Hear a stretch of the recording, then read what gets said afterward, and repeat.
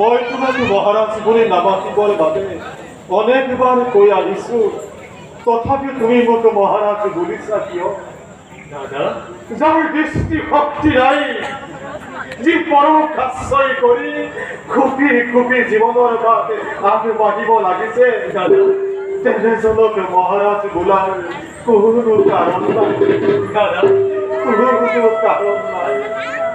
সিংহাসনত বহিলেই মই ৰজা নহওঁ, ৰাজদণ্ড হাতত থাকিলেই শাসনৰ ক্ষমতা মোৰ নাই বিদুৰ। দাদা, দাদা, মোৰ বাবে ৰজা হোৱাৰ একে পৰিহাস বাতুৰ বিদুৰ। দাদা, একে পৰিহাস বাতুৰ। আৰু মনত মোৰ কি তুমি জানা বিদুৰ? দাদা, আপোনাৰ মনৰ দুখ আমাৰ আগত প্ৰকাশ কৰক দাদা। আমি যে ৰজা হৈ দাদা, যে কি বিজয় কৰিবলৈ ওলাই যাব নোৱাৰিলো, পিতৃ পিতামহে এৰি থৈ যোৱা ৰাজ্য চাৰি কিবা বৃদ্ধি কৰিব নোৱাৰিলো। দাদা, স্মৃতিৰ বুকুত গুৰু বংশৰ অস্তিত্ব সাজি আমাৰ বাবে বিলুপ্ত হ'ব লাগিছে বিদুৰ।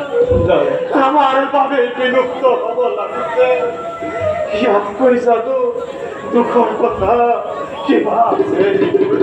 দাদা, আপোনাৰ অন্তৰৰ কথা মই বুজি পাইছো। দাসীৰ পুত্ৰ হলেও এক পিতৃৰ সন্তান হিচাপে আপুনি আমাক ভাতৃ স্নেহ সদায় প্ৰদান কৰি আহিছে। সেইটো দাদা, আপোনাৰ মনোবাঞ্ছা পূৰ্ণ কৰাটো মোৰ একান্তই কৰ্তব্য। তুমি পাৰিবা বিদুৰ? পাৰিম দাদা, তুমি পাৰিবা? দাদা পাৰিম। তুমি মোৰ মনোবাঞ্ছা পূৰণ কৰিব পাৰিবা বিদুৰ? পাৰিম দাদা। কিন্তু সেই কাম তুমি কেনেকৈ কৰিবা বিদুৰ? দাদা, ভাই, মই আজি তপস্যাৰ কাৰণে অৰণ্যলৈ যাত্ৰা কৰিম। তপস্যাৰ কাৰণে অৰণ্যলৈ যাবা? হয় দাদা, অনন্ত প্ৰভু নাৰায়ণক সন্তুষ্ট কৰি বৰ লাভ কৰিম, আৰু তাৰ পাছত সমগ্ৰ বিশ্বতেই দিগ্বিজয়ৰ প্ৰবল ধুমুহা বোৱাই দিম। আকৌ এবাৰ জগতবাসীয়ে জানিব লাগিব এই গুৰু বংশৰ সঠিক পৰিচয় কথা।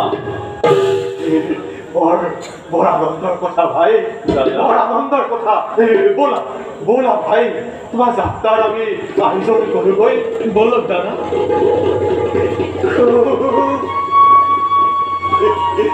কি পৰিতাপৰ কথা।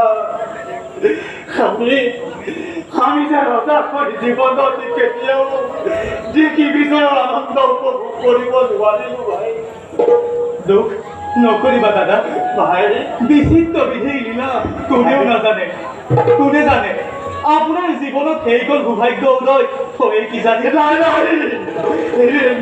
বিদুৰ, দাদা, এনে অমূল্য কথাৰে মোক আৰু সান্ত্বনা নিদিবা বিদুৰ। অনন্ত অন্ধকাৰে যাৰ জীৱনৰ সৰ্বোচ্চ পোহৰৰ পৰা তাৰ কাষলৈ মোক নামিবা বিদুৰ। তাৰ কাষলৈ নামিবা বিদুৰ। ব'লা বলক দাদা। ব'লা ভাই, আহক দাদা।